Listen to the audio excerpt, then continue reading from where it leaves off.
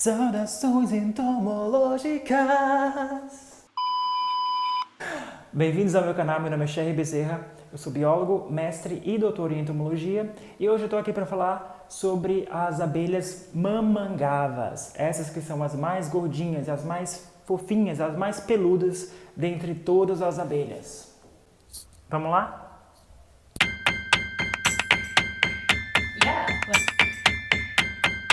E antes de começar o vídeo, eu já vou pedir para você curtir e se inscrever aqui no meu canal. Sim, nesse botão aqui do lado. Se inscreve no canal. O YouTube me mandou uma mensagem avisando que mais de 90% das pessoas que vêm aqui assistir os meus vídeos não são inscritos. Então, se você está aqui e você gosta desse conteúdo que eu estou produzindo, eu peço que você se inscreva, porque fazendo isso você vai estar ajudando o meu canal a crescer e eu vou poder levar as informações entomológicas para muito mais gente. Então se inscreve.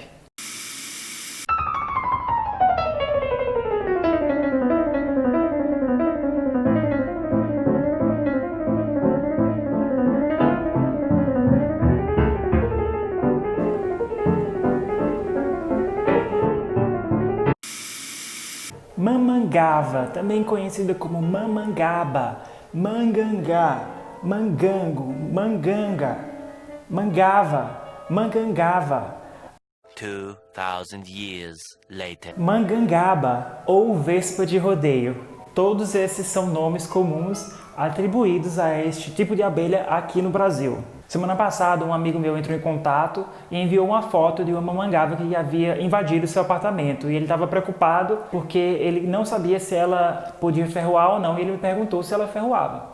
E, na verdade, as mamangavas fêmeas têm sim ferrão e podem ferroar. Se for macho, não, eles não têm ferrão. Mas se for uma fêmea, sim, elas podem ferroar. E, diferentemente das abelhas melíferas, daquelas abelhas comuns, as mamangavas podem ferroar várias vezes, porque o ferrão delas não contém aquelas estruturas que deixam o ferrão preso na nossa pele após a ferroada, assim como acontece com a abelha apis, a abelha comum. Então ela pode ferroar várias vezes na sua pele e a ferroada é bastante dolorida. Bom, como as outras espécies de abelha, não preciso nem comentar a sua importância ecológica, né? São insetos extremamente importantes para os ecossistemas agrícolas e naturais, porque eles são polinizadores. Eles contribuem com a polinização das plantas, inclusive de muitas plantas cultivadas importantes para nós, como o tomateiro e o maracujazeiro. Uma diferença marcante entre as abelhas mamangavas e as abelhas comuns é que, ao contrário das abelhas comuns, as abelhas mamangavas elas não estocam alimento, mel e pólen para longos períodos. O estoque delas é para alguns dias, algumas semanas. Elas não conseguem estocar para muito mais tempo que isso. Isso significa que elas estão constantemente dependendo da disponibilidade de néctar e pólen nas plantas que estão adjacentes aos seus ninhos. O fato dessas abelhas não conseguirem estocar alimento, mel e pólen por muito tempo, por longos períodos, faz com que elas dependam bastante de uma sincronia entre a emergência das abelhas e a presença de plantas de flores para lhes fornecer néctar e pólen. Por exemplo, se houver uma assincronia entre a emergência das abelhas e a ocorrência de flores, por exemplo, se as abelhas emergirem antes das flores, muito antes, vai ser muito ruim para as abelhas, porque elas vão morrer de fome, já que não vai ter flores para elas coletarem o néctar e o pólen. E vai ser ruim também para as plantas, porque quando elas vierem a emergir e abrir suas flores, as abelhas já não vão mais estar presentes. Então, essa sincronicidade, a sincronia entre a emergência das abelhas e a presença das flores é extremamente importante para ambas as espécies, para ambos os grupos. Então isso significa que se as abelhas emergirem um mês antes das flores, por exemplo, elas vão morrer de fome? Não necessariamente. Um estudo recente, publicado agora no último dia 21 de maio de 2020 na revista científica Science, revelou que as abelhas mamangavas elas desenvolveram uma estratégia específica para manipular as plantas, fazendo com que as plantas floresçam mais cedo, fornecendo-lhes assim todo o néctar e pólen de que elas tanto necessitam. Tudo começou quando os pesquisadores perceberam que algumas mamangavas começavam a perfurar as folhas daquelas plantas que ainda não tinham flores. Os pesquisadores então acharam super estranho esse comportamento, porque apesar das abelhas estarem perfurando as folhas daquelas plantas, elas não estavam carregando nenhum material, não estavam carregando pedaços das folhas, não estavam carregando líquidos exudatos daquelas folhas. Então os pesquisadores começaram a ficar intrigados, né? Por que as abelhas estão exercendo esse comportamento se elas não estão coletando nenhum material? Eles pensaram que deveria ter alguma coisa por trás daquele comportamento e foram investigar. Os cientistas então levantaram a hipótese de que as abelhas estavam exercendo aquele comportamento de perfurar as folhas das plantas para, de alguma forma, estimular aquelas plantas a florescerem mais cedo. Os cientistas então realizaram uma série de experimentos para testar essa hipótese, não só em condições de laboratório e casas de vegetação ou telado, mas também em condições que os cientistas denominaram de seminaturais, que foram condições a céu aberto, onde não foi usado o telado e os insetos eles tinham a liberdade para forragear, para buscar pólen e néctar para furar as folhas das plantas que eles quisessem. No primeiro experimento, os cientistas ofereceram plantas para abelhas mamangavas perfurarem, e quando essas abelhas perfuraram de 5 a 10 furos nas folhas, eles recolheram as plantas e então eles compararam a floração dessas plantas que foram perfuradas pelas mamangavas com um grupo de plantas que foi perfurado pelos próprios pesquisadores utilizando uma pinça, e um terceiro grupo de plantas que não sofreu perfuração alguma. Foi uma planta que eles chamam de controle. Essas plantas não sofreram nenhum tipo de interferência. Logo, os cientistas perceberam que as plantas que foram expostas às perfurações pelas mamangavas floresceram de 8 a 30 dias mais cedo do que as plantas que não foram expostas a esse tratamento, ou seja, aquelas plantas que foram ou perfuradas pelos cientistas com uma pinça ou aquelas que não receberam nenhum tipo de tratamento. A partir daí, os cientistas quiseram saber o que é que estava estimulando aquelas mamangavas a praticar esse comportamento. Eles então ofereceram pólen para um grupo de abelhas mamangavas e um outro grupo eles deixaram em jejum, sem pólen algum. E daí eles ofereceram plantas para esses dois grupos de abelhas. Os cientistas logo descobriram que o grupo de abelhas que passou por um jejum de pólen, ou seja, que ficou vários dias sem se alimentar de pólen, realizou muito mais perfurações nas folhas das plantas do que o outro grupo de abelhas que recebeu pólen normalmente, ou seja, que não passou por nenhum tipo de jejum de pólen.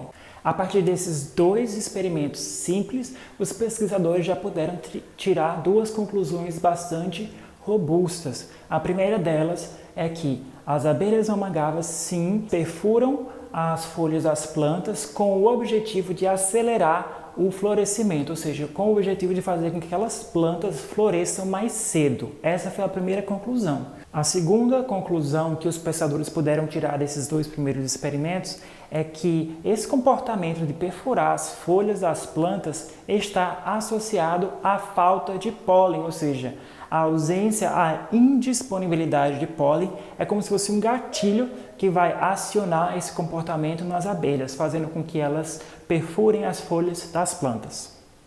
Numa segunda bateria de experimentos, dessa vez realizada em condições seminaturais, ou seja, onde os insetos eram livres para poder voar e escolher em quais plantas perfurar, nessas condições seminaturais, os pesquisadores perceberam que aquelas plantas que ainda não tinham emitido suas flores recebiam muito mais perfurações do que as demais plantas que já tinham emitido suas flores. Além disso, os pesquisadores também observaram outras duas espécies de mamangavas consideradas selvagens, porque essas não foram trazidas de laboratório, não foram criadas em laboratório, elas simplesmente estavam ali no ambiente e começaram a visitar aquelas flores que estavam sendo utilizadas nos experimentos dos pesquisadores.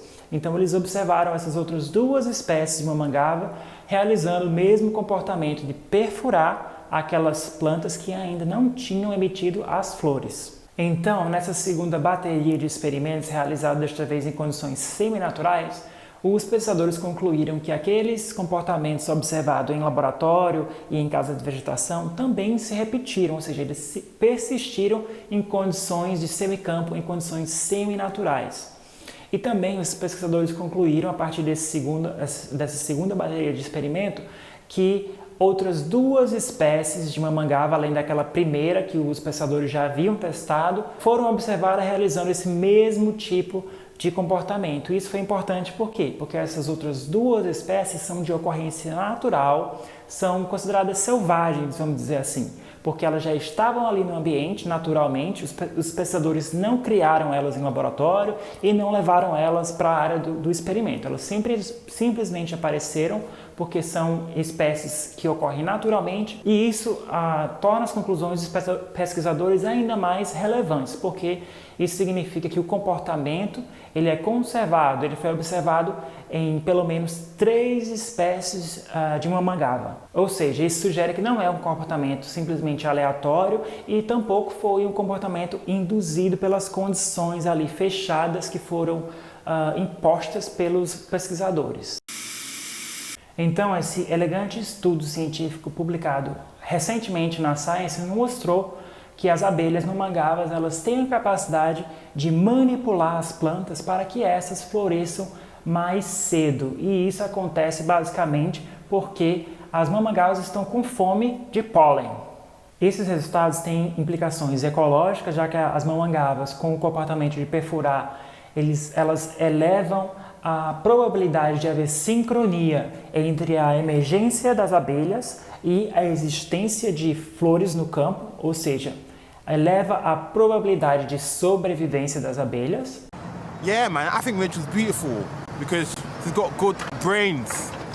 Mas existem também as implicações práticas, já que nós humanos poderemos explorar esse mecanismo que as abelhas desenvolveram ao longo, provavelmente, de milhares de anos para manipular as plantas e usar isso a nosso favor. Por exemplo, é possível que compostos químicos estejam envolvidos nessa manipulação das plantas pelas abelhas e com um pouco de pesquisa talvez nós possamos descobrir que compostos são esses e nós possamos manipular aquelas plantas que são do nosso interesse, de interesse agronômico, por exemplo, para que elas floresçam mais cedo. Nossa, Cher, quem diria que insetos fofinhos, gordinhos, peludinhos fossem também tão manipuladores assim, né? Não é à toa que os cientistas são tão fascinados por esse grupo de insetos. Concordo plenamente, mas não é só de cientista que vive a fama das mamangavas. Estes insetos também estão bastante presentes nas artes. Por exemplo, essa música que você está ouvindo agora foi composta no ano de 1900 pelo compositor russo Nikolai Rimsky-Korsakov e ela se chama The Flight of the Bumblebee, que traduzindo para o português significa O Voo da Mamangava. Essa canção foi composta para animar uma ópera baseada num conto de fadas ainda mais antigo, de 1831. É um conto de fadas russo, onde um dos personagens é um príncipe que se transforma numa mamangava.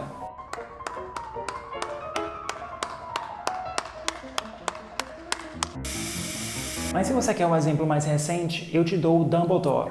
Dumbledore é uma palavra inglesa muito antiga, usada muito no passado, não tão usada hoje, mas cujo significado é mamangava. A autora de Harry Potter, J.K. Rowling, inclusive ela fez um comentário sobre isso. Ela explicou que escolheu o nome Dumbledore porque ele é um músico e ela sempre pensava nele caminhando por aí, andando por aí, zumbindo para si mesmo, como se fosse uma mamangava.